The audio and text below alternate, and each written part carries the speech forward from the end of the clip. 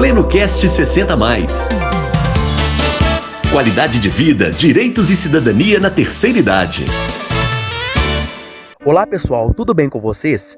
Bem-vindo a todas e todos. Meu nome é Islan Alves, sou publicitário do projeto Plenitude 60+, e neste PlenoCast iremos falar sobre o autismo na terceira idade. O autismo é um transtorno de desenvolvimento, cujos sinais podem ser percebidos nos primeiros meses de vida do bebê. Nas crianças maiores, esse distúrbio compromete a comunicação, o aprendizado e a interação social. Nos jovens adultos, indivíduos com autismos leves geralmente sofrem com problemas para concluir um curso superior, trabalhar, manter um relacionamento amoroso e uma vida social padrão. E nos idosos, é comum que o principal quadro do autismo seja a síndrome de Asperger, bem como o transtorno autista. A questão é que nos casos mais leves, é comum que o quadro não seja diagnosticado. É provável que precisem de mais apoio, o que pode ser feito com a ajuda de cuidadores ou auxiliares, que facilitam as tarefas diárias. O cenário e nível de suporte dependerá do grau do autismo no qual a pessoa está. Para falar um pouco mais sobre este importante tema, convidamos a Selma Sueli. Ela irá responder algumas perguntas sobre o autismo na terceira idade. É com você, Selma. Olá, pessoal. Obrigada pela oportunidade. Eu sou a Selma Sueli Silva.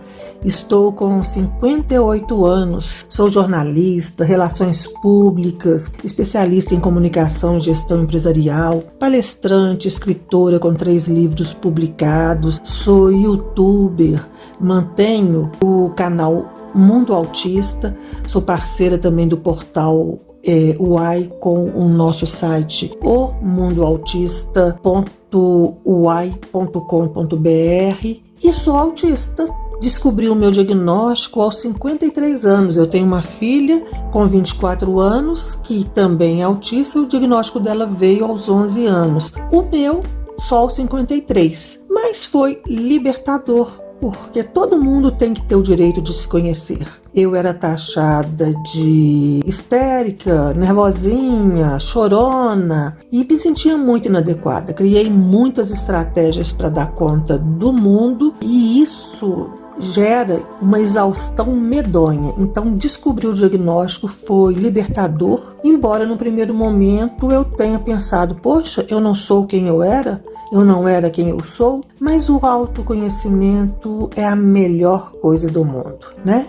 Não tem como a gente jogar um jogo sem conhecer a regra do jogo, e é assim com a gente também. Então, se conhecer sempre é muito bom. Qual é a maior dificuldade de um autista na terceira idade? A maior dificuldade de um autista na terceira idade, na verdade, é o etarismo. É o preconceito que as pessoas têm contra a pessoa mais velha. Por exemplo, eu fui muito questionada, como assim? Você querer seu diagnóstico aos 53 anos, que importância tem? Você já casou, já teve filha, já estudou, já formou, já trabalhou, já isso e aquilo outro. Como se eu não tivesse direito porque eu já estava com 53 anos de idade. Não, ninguém sabia o esforço que eu fazia para me relacionar socialmente. Eu sou jornalista, trabalhei numa rádio por 15 anos e foi muito complicado eu usar estratégias e mais estratégias para poder lidar no mercado de trabalho. O importante é, hoje eu sei quem sou e fica muito mais fácil de eu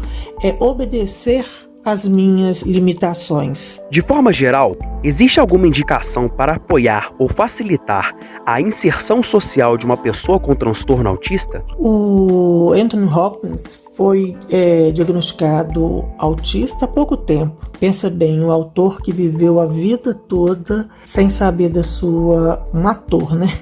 Que viveu a vida toda sem saber da sua condição. E, evidentemente, as relações dele também foram bem difíceis.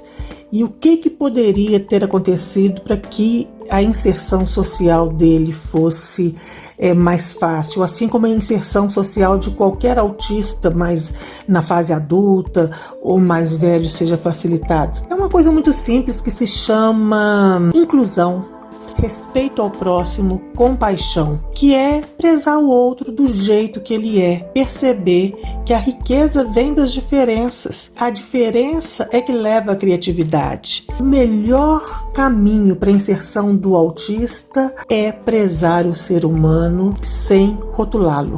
Crises que geram irritação, gritos, birras intensas, agressividade e comportamento que podem ferir fisicamente a si mesmo e outras pessoas são comuns em crianças autistas, especialmente quando alguma situação ou pessoa faz com que elas se desregulam emocionalmente. Porém, existe alguma possibilidade de um idoso que possui o transtorno do espectro autista ter esta crise? O autista, a pessoa que está dentro do TEA, transtorno do espectro do autismo, que é como o autismo é chamado desde 2003, inclusive quando a síndrome de Asperger, que é considerado o autismo leve, passou a ser também o autismo e compor o transtorno do espectro do autismo, porque essa diferença dentro do espectro ela acontece da seguinte forma: o autismo leve, o autismo de grau 1, precisa de menos suporte. O autismo moderado precisa um pouco mais e o autismo que eles chamam de severo precisam de mais ainda. Mas o cérebro de todos os três é um cérebro neurodivergente, que quanto mais cedo é diagnosticado o autismo, mais cedo a pessoa recebe estímulos que pode levá-la a uma condição de uma vida adulta muito funcional. Em alguns casos a pessoa outras pessoas nem percebem que ela é autista porque a vida dela de fato é muito funcional, mas o cérebro continua sendo neurodivergente. Isso significa que mesmo adulto, o autista pode ter crise. Eu, por exemplo, hoje eu tenho menos, porque evidentemente que quanto mais velho a gente vai ficando, mais maduro, E a maturidade ajuda nisso também. Ocorre que tem algumas coisas que não dependem só da maturidade. Por exemplo, eu no aeroporto eu fico muito tensa em função do excesso de informação visual, informação auditiva, eu me perco, então eu preciso de assistência para me levar até o embarque e depois para desembarcar. Se alguma coisa nisso não é bem conduzido, eu posso ter uma crise, como já aconteceu.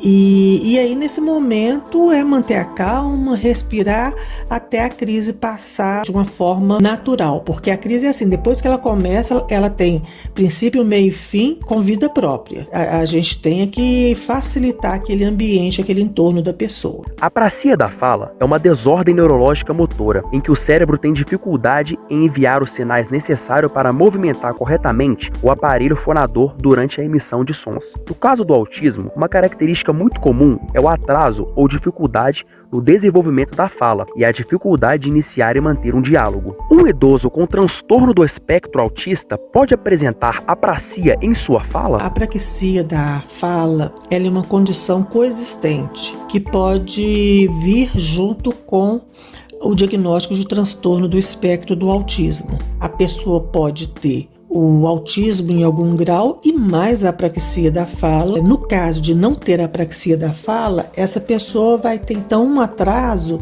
em função, pode ser no cérebro neurodivergente, desse aparelho que faz a gente falar, o aparelho auditivo. Então pode ter, porque normalmente tem assim transtornos sensoriais. E aí é trabalhado dentro da fonoaudiologia, dentro da terapia ocupacional, ter autistas que começam a falar aos 4, 6 anos. Eu conheço um autista que começou a falar aos 12 anos, porque aí depende de fazer o tratamento mesmo, de receber estímulos para criar sinapses, conexões para levar essa pessoa à fala. Por exemplo, digamos que um autista que ninguém sabia que ele era autista e que ele teve problema de fala, não teve nenhum tipo de estímulo, ele vai chegar à vida adulta e até a terceira idade sem conseguir falar. Eu não sei se um fonoaudiólogo já na terceira idade conseguiria reverter esse processo.